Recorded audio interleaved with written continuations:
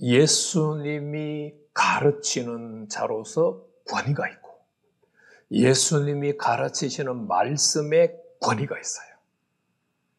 그래서 어떤 사람 속에 숨어있던 귀신이 소리를 빽빽 질렀어요. 나사렛 예수여, 우리가 당신과 무슨 상관이 있습니까? 우리를 멸하러 오셨습니까? 나는 당신이 누군지 아십니다. 하나님의 거룩한 자십니다. 이 이야기를 듣고 있던 예수님께서 왜 가만히 안 있고 귀신을 향하여서 꾸짖으면서 그 사람에게서 나와! 라고 명령하셨을까요? 그 귀신이 지금 예수님의 신분을 지금 해당에 참석한 사람들에게 다 밝히고 있는 거예요.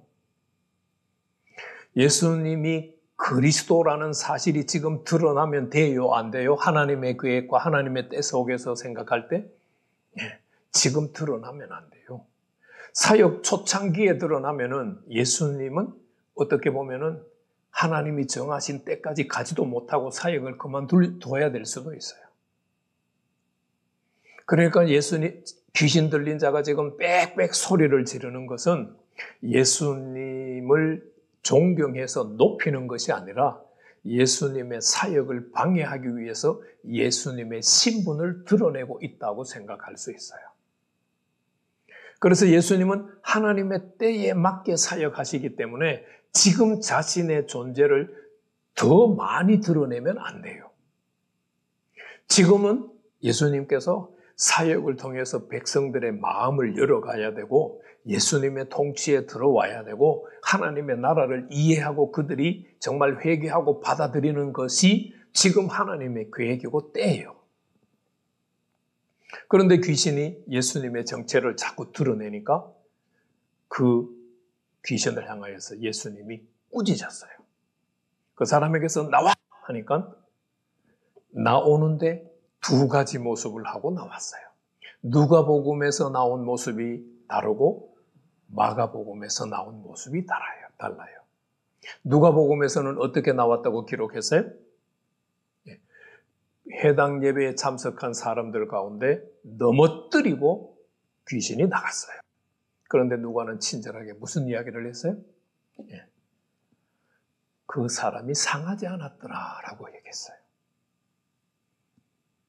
오늘날 현실에서 보면 예수님과 같은 권위가 없는데 귀신을 쫓아내면요, 귀신이 나가면서 그 사람을 치고 나가요. 그러면 그 사람은 다치게 돼요. 그러나 예수님의 권위가 워낙 막강한 힘을 가지고 있었기 때문에 오늘 본문 속 가버나움 해당에서 귀신 들렸던 그 사람은 전혀 상하지 않고 귀신이 떠나가게 됐어요. 반면에 마가복음은 귀신이 나가면서 막 경련을 일으키고 큰 소리를 지르면서 나갔어요. 저는 누가복음의 장면은 경험이 별로 없어요. 분명한 경험이 없어요. 그런데 마가복음의 장면은 제가 분명하게 한번 경험을 했어요. 제가 1977년에 논산 수용연대에 들어갔어요. 제가 거기서 하나님 저를 이 수용연대에서 내주시면 하나님 아는 일에 제가 군 복무 기간만큼 헌신하겠습니다. 그래서 제가 14일 만에 귀향 조처를 받아서 돌아왔어요.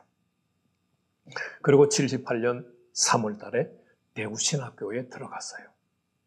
1년 지나고 79년 이제 여름 방학이 시작한 거는 아닌 것 같고 봄 학기 중간쯤 어디였던 것 같아요.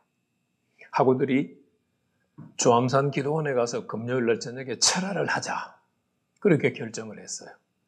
그리고 이제 대구 옆에 조암산이 있고 조암산 기도원이 있었어요.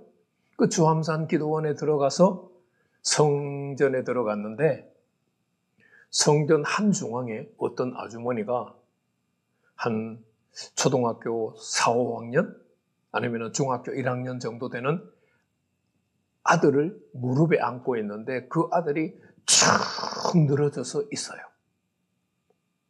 그래서 어떤 전도사님이 아들이 왜 그렇게 있어요 하니까 귀신이 들렸는데 귀신이 안 나가요. 이렇게 얘기를 하셨어요.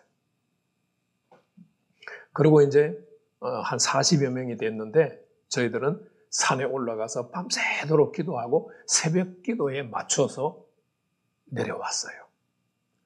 4시 30분에 내려온 사람도 있을 거고 4시 35분에 내려온 사람, 또 40분에 내려온 사람, 45분에 내려온 사람, 50분에 내려온 사람도 있었겠죠. 그런데 저랑 같이 기도했던 나영수라고 하는 전도사님이 계셨어요. 저하고 나영수 전도사님이 4시 50분 조금 지나서 새벽 예배를 위해서 성전에 딱 들어오는 순간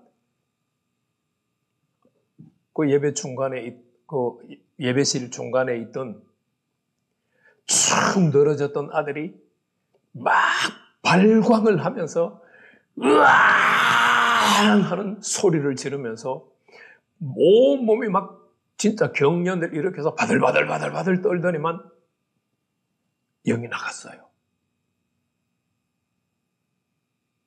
저는 그 장면이 한번 경험한 적이 있어요. 그래서 이 마가복음에 경련을 이루면서 큰 소리를 지나면서 귀신이 떠나갔다고 하는 말이 굉장히 쌩쌩해요. 그러자 가버나움 해당에 참여했던 사람들이 어떤 반응을 보였어요? 이 어떠한 말씀인고, 이 어떠한 말씀인고, 그 말씀에 뭐가 있어요? 권위와 능력이 있도다. 이 말씀은 오늘날 설교하는 목회자들에게 반드시 따라와야 되는 능력이에요. 설교자가 설교를 하고 목회자가 설교를 하고 가르칠 때에 이 권위와 능력이 나타나야 돼요. 여러분들이 섬기는 교회의 목회자에게 이 능력이 있도록 기도하셔야 돼요. 마가복음을 보니까 앞에서 얘기했던 것처럼 똑같이 얘기하고 있어요. 예수님이 가르치는 자로서의 예수님의 권위를 얘기하면서 동시에 그의 교훈에 권세가 있다. 권위가 있다라고 말해요. 목회자들도 그렇고 성도들도 내가 믿는 예수님이 어떤 분이신가를 알아야 돼요. 예수님은 가르치는 자로서도 권위가 있고 예수님이 가르치는 말씀에도 권위와 능력이 있어요. 그런데 예수를 믿는 하나님의 자녀된 성도들이 요즘 어떻게 살아가요? 빌빌빌빌빌빌. 걱정, 근심, 좌절, 낙심. 도대체 예수님이 오늘 누가복음 4장에서 마가복음 1장에서 가버나움 해당에서 사역하시는 이 예수님의 권위는 어디가 있어요?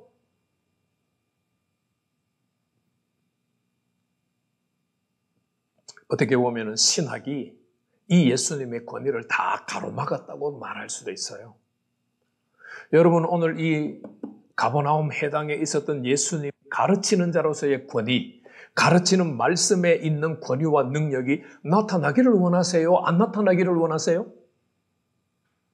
예, 나타나기를 원한다면 성경 말씀 자체를 인정을 해야 돼요. 이 역사가 나에게 일어나기를 갈망하셔야 돼요.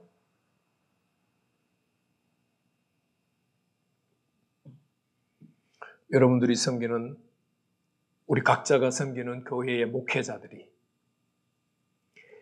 이 가르치시는 예수님이 가지고 계시는 권위, 그리고 가르치시는 말씀에 나타나는 권위와 능력을 소유한 목회자가 되도록 기도하시고 여러분들에게 그런 역사가 나타나게 되기를 축복합니다.